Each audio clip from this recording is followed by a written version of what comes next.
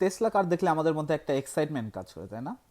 কারণ একটা ফুলি অটোমেটেড কার আমাদের কোনো হেল্প ছাড়াই আমাদের যে কোনো জায়গায় নিয়ে যেতে পারবে, আমরা জাস্ট ইনস্ট্রাকশন দিয়ে গাড়ির ভিতরে চিল করব। না, টেসলা, যদিও এলন মাস্ক ক্লেম করে যে ফুলি অটোমেটেড, বাট টেসলা এখন পর্যন্ত ফুলি অটোমেটেড না। এর কারণ হচ্ছে আমরা যদি অটোমেশন লেভেলটা দেখি, অটোমেশন লেভেলে লেভেল 5টা হচ্ছে ফুলি অটোমেটেড, যেখানে আমরা দেখেছি যে যখন কোনো কার নিজে নিজে ড্রাইভ করতে পারবে উইদাউট এনি হিউম্যান ইন্টারফেয়ারেন্স।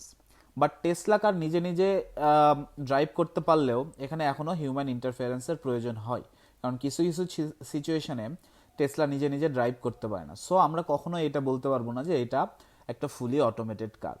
হ্যাঁ, অনেকে বলে যে এটা লেভেল 2 বা লেভেল 3, আমাদের কাছে সেটা ফ্যাক্ট না। আমাদের কাছে ফ্যাক্ট হচ্ছে এটা ফুলি অটোমেটেড না। সো আমরা কখনো এইটাকে ফুলি অটোমেটেডের মতো ট্রিট করব না, যেমন আমরা ইনস্ট্রাকশন দিলাম দিয়ে আমরা একদম টোটালি চিল করছি, গাড়ি কি করছে না করছে সেখানে আমাদের কোনো ভ্রুক্ষেপই নাই। বাট না, আমাদের এটাকে নজর রাখতে হবে। হ্যাঁ, হয়তো একটু রিল্যাক্স করার জন্য আমি কয়েক সেকেন্ড বা কয়েক মিনিটের জন্য গাড়িকে নিজের মতো ছেড়ে দিতে পারি, বাট তারপরেও আমাদের অ্যালার্ট থাকতে হবে, কারণ এ পর্যন্ত টেসলা কার 38টা অ্যাক্সিডেন্ট আর 29টা ডেথের কারণ। So be careful, it's not a fully autonomous car.